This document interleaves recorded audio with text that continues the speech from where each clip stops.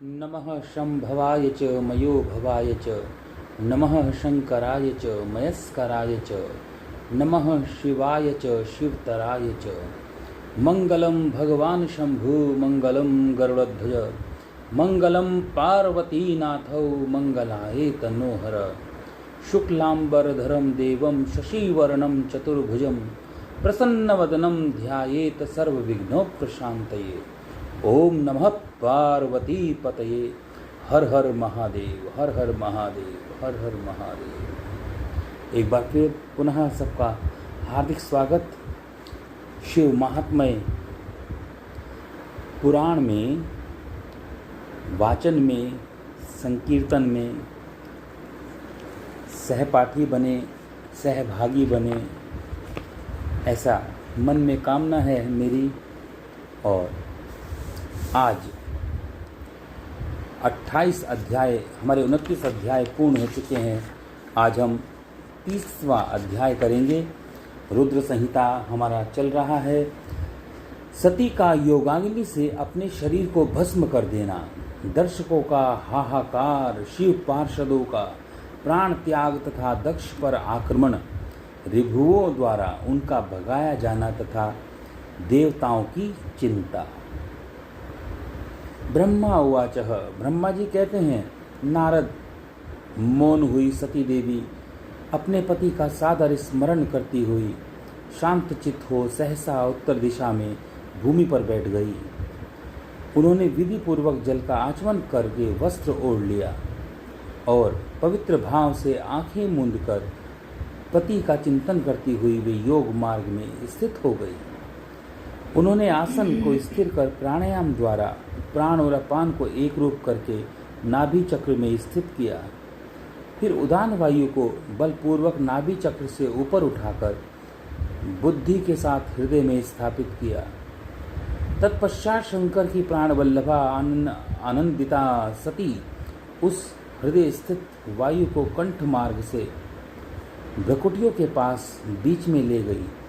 इस प्रकार दक्ष पर कुपित हो सहसा अपने शरीर को त्यागने की इच्छा से सती ने अपने संपूर्ण अंगों में योग माया के अनुसार वायु और अग्नि की धारणा की। तदंतर अपने पति के चरणारविंदों का चिंतन करती हुई सती ने अन्य सब वस्तुओं का ध्यान भुला दिया। उनका चित्त योग मार्ग में स्थित हो गया, इसलिए वहाँ उन्हें पति के चरणों के अतिरिक्त और कुछ नहीं दिखाई दिया। मुनिश्रेष्ठ सती का निष्पाप शरीर तत्काल गिरा और उनकी इच्छा के अनुसार योगाग्नि से जलकर उसी क्षण भस्म हो गई। उस समय वहां आए हुए देवता आदि ने यह घटना देखी, तब वे बड़े जोर जोर से हाहाकार करने लगे। उनका वह महान, अद्भुत, विचित्र एवं भयंकर हाहाकार आकाश में और पृथ्वी तल पर सब ओर फैल गया।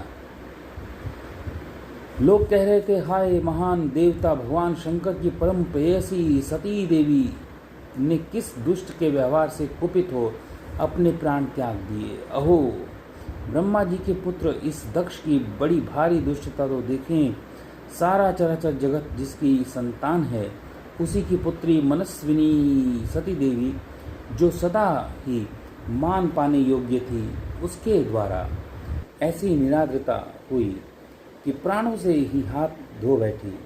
भगवान वृषभध्वज की प्रिया सती सदा सभी सत्पुरुषों के द्वारा निरंतर सम्मान पाने की अधिकारिणी थी। वास्तव में उसका हृदय बड़ा ही सहिष्णु था। वह प्रजापति दक्ष ब्राह्मण द्रोही है, इसलिए सारे संसार में उसे अपयश प्राप्त होता रहेगा। उसकी ही अपनी ही पुत्री उसी के अपराध से जब प्राण त्याग करने को उद्यत हो गई, तब भी उस महानरक भोगी शंकर द्रोही ने उसे रोका तक नहीं। जिस समय सब लोग ऐसा कह रहे थे, उसी समय शिव जी के पार्षद सती का यह अद्भुत प्राण त्याग देखकर तुरंत ही क्रोध पूर्वक अस्त्र शस्त्र ले दक्ष को मारने के लिए उठ खड़े हुए। यज्ञ मंडप के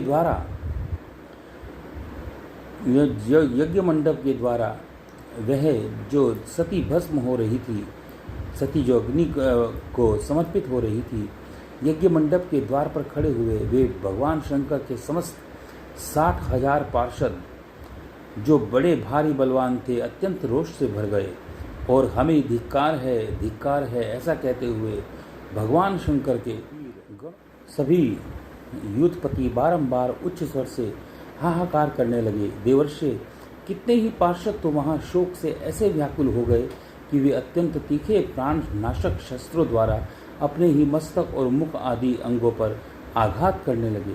इस प्रकार 20,000 पार्षद उस समय दक्ष कन्या सती के साथ ही नष्ट हो गए। वह एक अद्भुत सी बात हुई। नष्ट होने से बचे हुए महात्मा शंकर के वे प्रमदगण क्रोध युक्त दक्ष को मारने के लिए हथियार लिए उठ खड़े हुए। मुने उन आक्रमणकारी पार्षदों का वेग देखकर भगवान भृगु ने यज्ञ में विघ्न डालने वालों का नाश करने के लिए नियत अपहता असुरहा रक्षाः वंशी वेदीशद इस यजुर मंत्र से दक्षिणाग्नि में आहुति दी।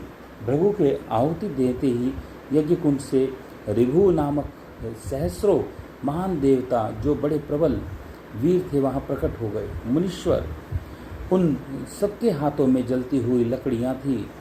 उनके साथ जो प्रमद गणों का अत्यंत विकट युद्ध हुआ, जो सुनने वालों के भी रोंगटे खड़े कर देने वाला था।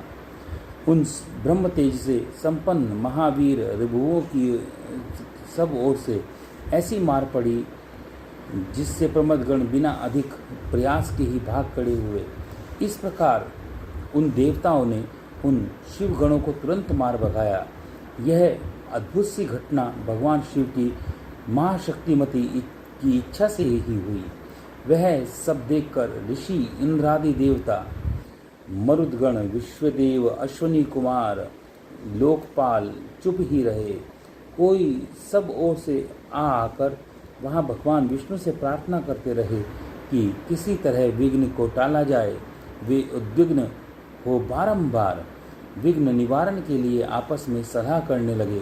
प्रमद गणों के नाश होने और भगाए जाने से जो भावी परिणाम होने वाला था, उसका भली भांति विचार करके उत्तम बुद्धि वाले श्री विष्णु आदि देवता अत्यंत उद्विग्न हो उठे थे।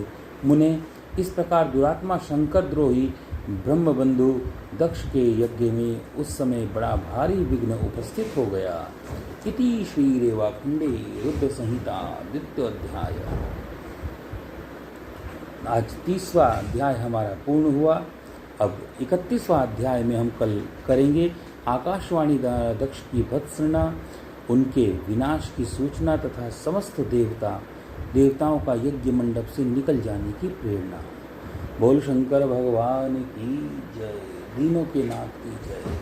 कर्पूर गौरम करुणावतारम संसार सारम भुजगेंद्रहारम सदा वसंतम हृदयारविंदे भवम भवानी सहितम नमामि। ओम नमः शिवाय।